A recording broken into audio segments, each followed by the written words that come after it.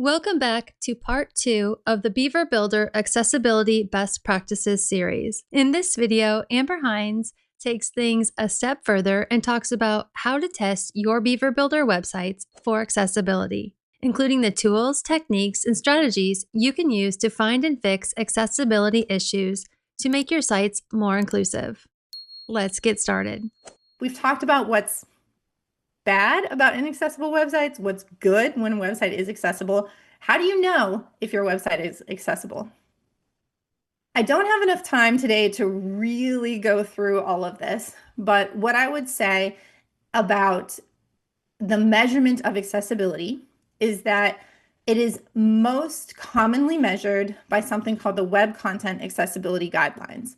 These are internationally agreed upon testable standards created by volunteers in the World Wide Web Consortium, otherwise known as the W3C. These guidelines come in different versions and they get updated over many numbers of years by collaborative groups. It's almost like an open source project like WordPress. Anyone can come and contribute to these guidelines. The current version for Web Content Accessibility Guidelines, which I'm going to call WCAG, W-C-A-G, I'll pronounce it as WCAG moving forward through this presentation. The current version is 2.2. Most laws around the world require a minimum of 2.1 conformance because these laws were written before 2.2 was established. I would highly recommend that you test up to 2.2 because in the future laws may shift up to that. So I would always just target trying to meet whatever the current version of WCAG is. In WCAG, it is made up of a bunch of what we call success criteria. These are testable things where you can either say yes or no, this applies to this component or this applies to the website as a whole. So for example, there is one, the very first one is non-text content, and you could say, does an image have alt text? If it does, then that image passes non-text content. If it doesn't, then it might fail if the image is important and conveys important information. So all of these are intended as there's no gray area, they either pass or they fail. The success criteria have different levels of conformance based on how low level or easy they are to achieve or whether they're considered the bare minimum for accessibility. There's level A, which is the lowest, double A, which is in the middle. This is best practice and what you should be striving for. It is also what almost all laws around the world require, is that minimum 2.1 double A. And triple A is the highest level. Some rules like color contrast is a great example, has both a double A version, which allows a slightly lower level of contrast, and a triple A version, which is a higher level of contrast. By law, you'd only have to meet the double A, but you might consider striving for triple A because it would be the best practice and provide the best level of accessibility. Now, where do problems come from in WordPress? They can come from a lot of different places. The first one can unfortunately happen before the website is even built, and that is inaccessible branding. You can have, we were just talking about color contrast. If you have brand colors that don't meet contrast, then before you even started building the website, you maybe were not set up for success because you were likely, if you used your existing brand palette, to design something that was going to fail WCAG. And then once we get into building the website, a lot of problems actually come from the way content is entered into the website. And we'll talk more about this in greater detail in just a little bit. And then this third bucket of where problems come from is code. And in WordPress, this code comes from a lot of different places. It can come from your theme. It can come from the plugins that you installed.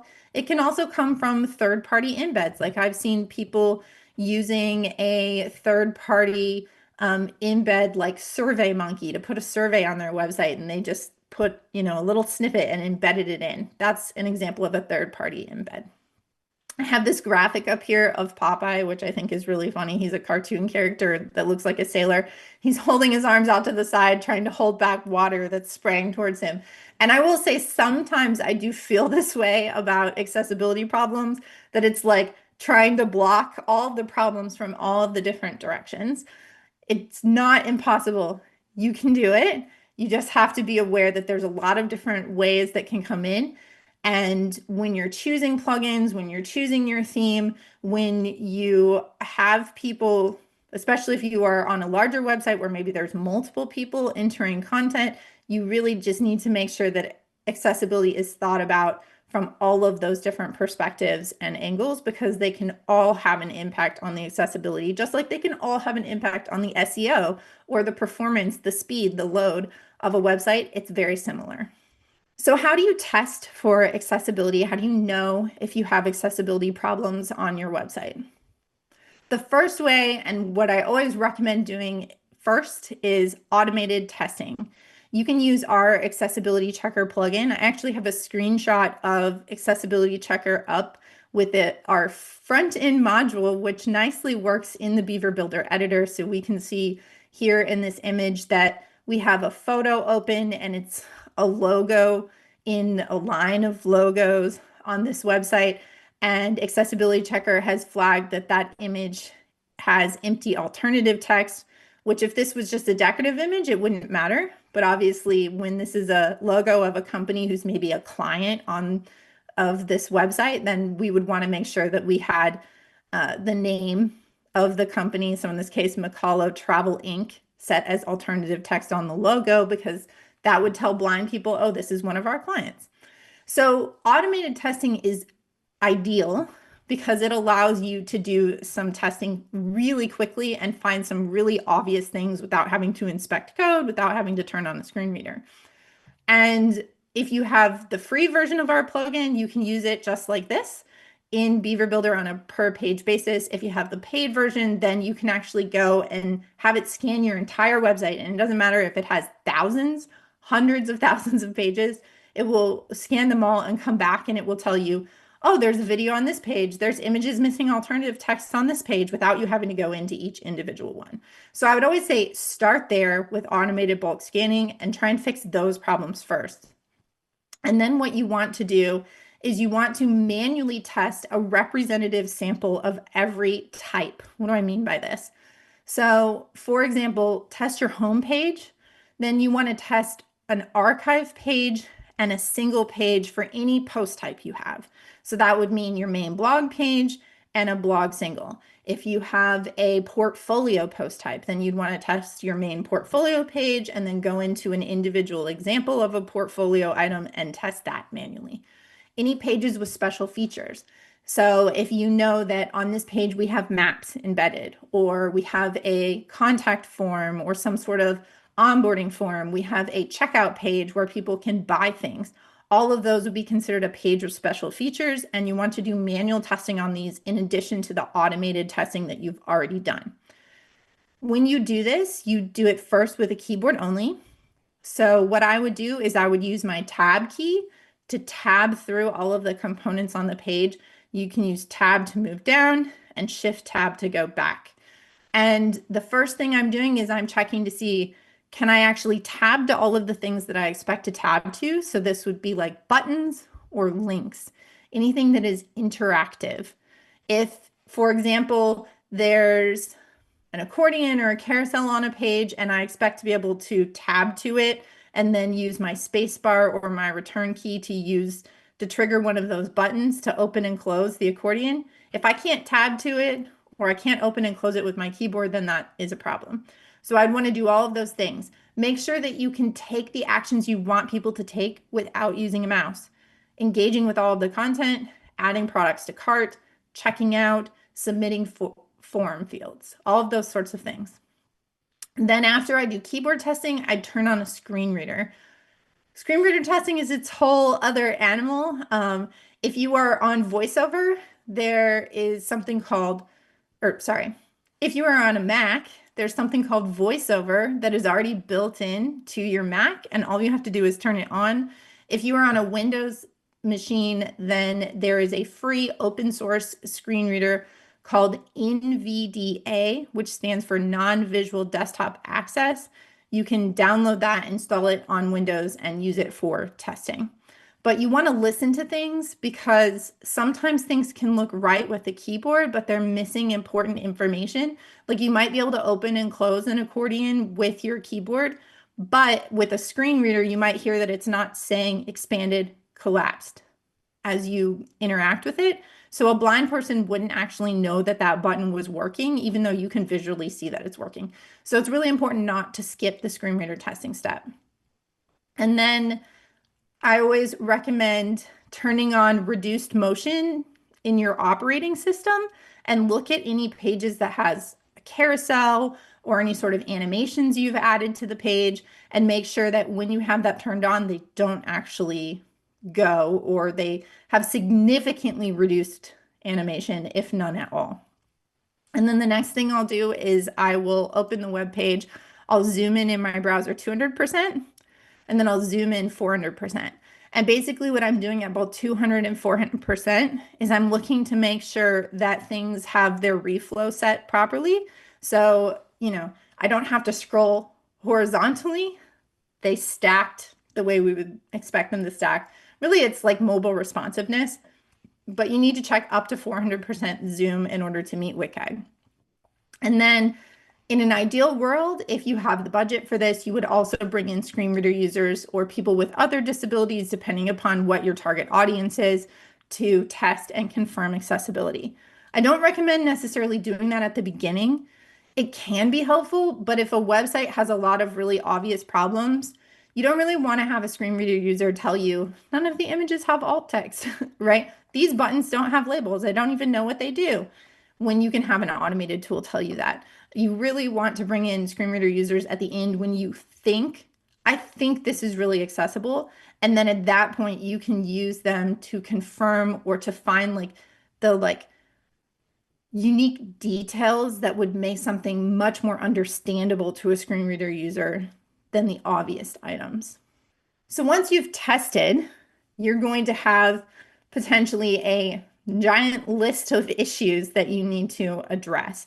I have an example here with a screenshot, and actually I'm realizing this is a little bit of an outdated screenshot from Accessibility Checker, but this is from a fake website that we've put problems on.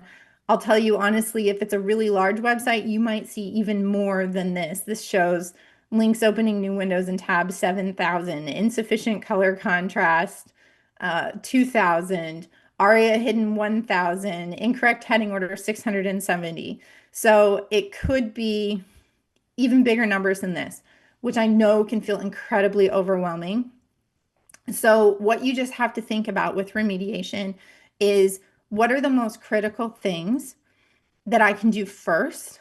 And then how can I prioritize fixes and just start making fixes slowly over time? No one expects this to happen overnight. You just need to make slow progress or whatever speed progress you can make. If you can do some things really quickly, that's great. And then that's what is going to make a difference. So when I am prioritizing items, what I do first is I look at global elements. So I would look at my header first and say, can I have a goal of in the next month making the header and the navigation menu perfect or as workable as possible? Can I fix my color contrast problems? Things like that that are global, that ideally I change it one time and it makes many components on many pages significantly better. And then I look at things that are critical blockers. So if I were looking at this specific issue on this website, this list of issues, I might look at down at the bottom, there's only 7 empty links. But those empty links could stop someone from being able to actually know what a link is about and be able to follow it. I would look for things like empty buttons. I would also think about, from my manual testing, if there was a button or an accordion that I couldn't even go to with my keyboard. And maybe let's say you were using a separate plugin, then you say, boy, I know Beaver Builder's accordion works with a keyboard, so this is a critical blocker that's going to stop people from accessing information. I need to spend time rebuilding these accordions to use Beaver Builders instead of what other separate plugin I was using for them, right? So starting to figure out what are the things that are literally going to stop someone from being able to do something on a page. In that case, then that's would be my next priority. And then from there, once I've hit all of the global and the critical blockers, I'm going to start looking at pages where conversions happen. So think about your funnel on your website and start at the bottom. An example of this for an e-commerce store is I make sure my checkout page works perfectly and has no accessibility problems. And then I move from my checkout page to my cart page. Then I move from my cart page to my individual product page, or wherever it is people would add to cart. And then I go to my main products like search and make sure that that is good. And then I look at my about page or my blog post, right? So thinking about the bottom of the funnel up.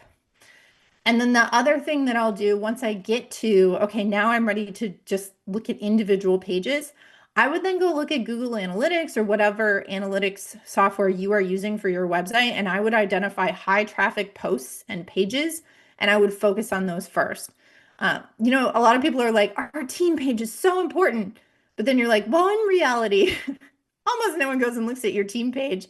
How about this other page that gets a lot of traffic, or this blog post that gets a lot of traffic? Let's make sure that those are working really well, because that's what's bringing people in. That's where people are going to get the information. And then you have these priorities and you just strategically roll out fixes over time. Can you fix one thing a week or one thing a month or two things a month, whatever that might be? Figure out what that cadence looks like and just build that into your regular development and content planning strategy. Thank you so much for watching. That wraps up part 2. Coming up in part 3, we'll dive into accessibility best practices inside of Beaver Builder. And if you haven't done so, I would encourage you to subscribe to the Beaver Builder YouTube channel to get notified of upcoming videos. Bye for now.